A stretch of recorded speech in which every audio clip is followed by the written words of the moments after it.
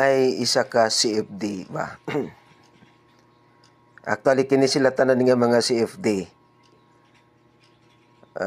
Mga ugok mong hindi kaya sila tanan. As in tanan ha. As in tanan. Tanan nga mga CFD. Puro ni sila mga ugok ug utok. Anyway, magbasag Biblia.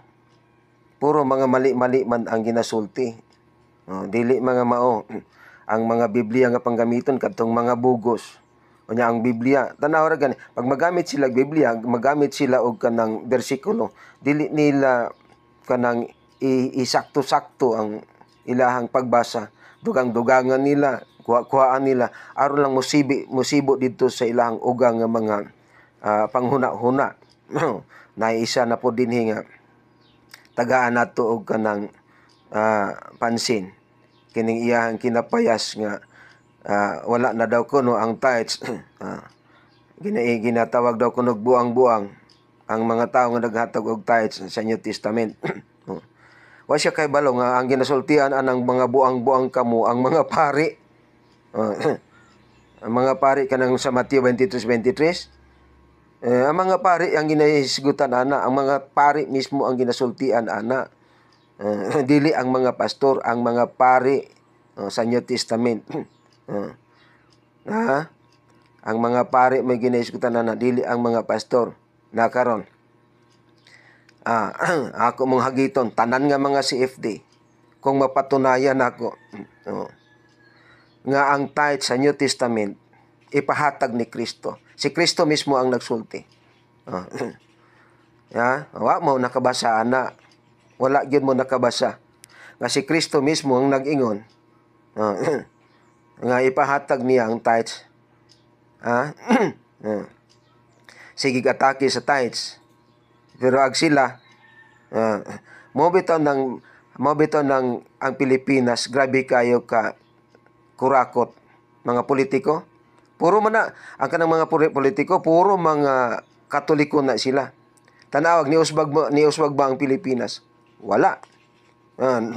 Ang mga politiko, mga Katoliko, mga kurakot kayo. Sobra ka kurakot. Ngano man, adto na nila dadon sa simbahan, sa pari.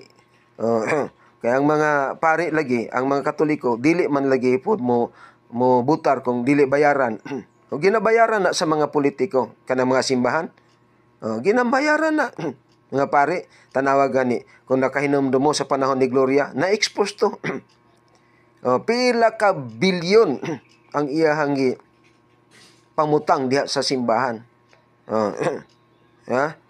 Manay giingon nga, dili ipahatag sa Ginoo ang tithes kay ang pastor nabuhi diha sa tithes. Pero kung tanahon nimo, mas labaw nga mangwartahay na sila. Ngano, patay, bayad ka. Lubong pod, bayad ka. Pagkahuman, bunyag, bayad ka. Pagkahuman, na ay mga bata nga hapit na mo graduate, padadon ka dito, bayad dito sa pari. Na pila ka buka akong anak, 5 ka buka akong anak. Munang dili wala kanang mag-accuse nga bayot ko. Wala. 5 ka buka ako ang anak. 5 ka buok akong anak. Nakahibalo gyud ko ana. Mailhan man gud nimong mga bayot kay kanang isinulti amitang landi kayo. Kini mga CFD, ako muto man gyud ko kini mga CFD. Mga bayot mang uban ani. Siguro napoy mga dili bayot, pero kasagaran aning mga CFD puro mga bayot ni. Ini mga CFD. Pero naagid poy dili mga bayot ani. Pero tindaghana kay mga koleksyon. Ang kanang mga maestra kasagaran, mga teachers kasagaran na mga Katoliko man. Pero unsay ginahimo nila? Karon magkoleksyon, pagkahuman sunod tuig koleksyon na pod, pagkahuman sunod tuig koleksyon na pod, walay katapusan nga koleksyon.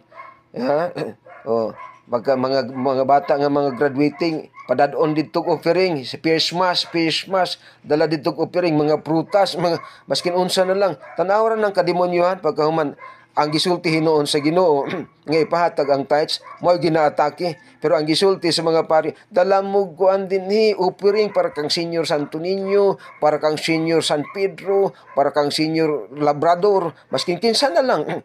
Oh, tagaan dito offering.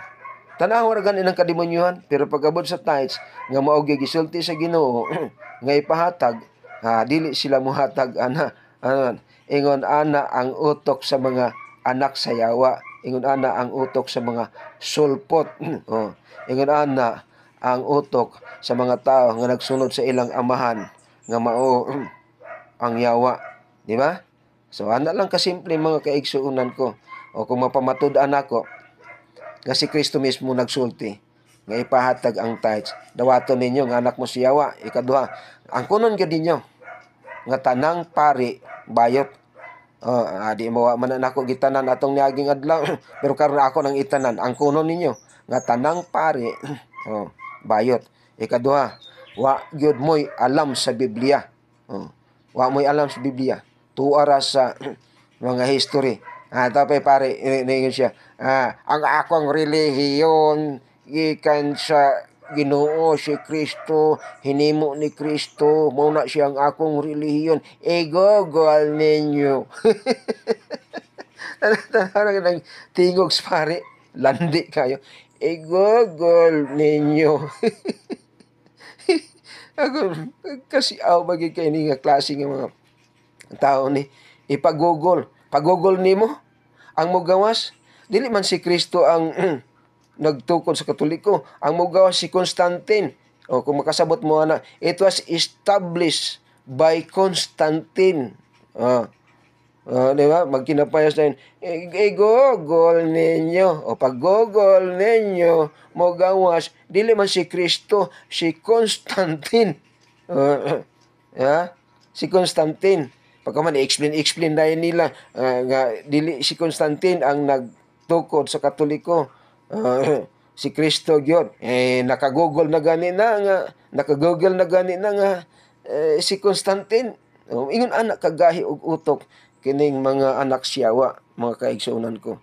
Sa tanawon ninyo, tanawon nato na kung mapamatud-an ako pinaagi sa Biblia nga ang tithes ipahatag lang gihapon matud pa ni Kristo. O dawaton ninyo nga mga anak gyud mo sa yawa. God bless you, mga CFD. Pag-research mo.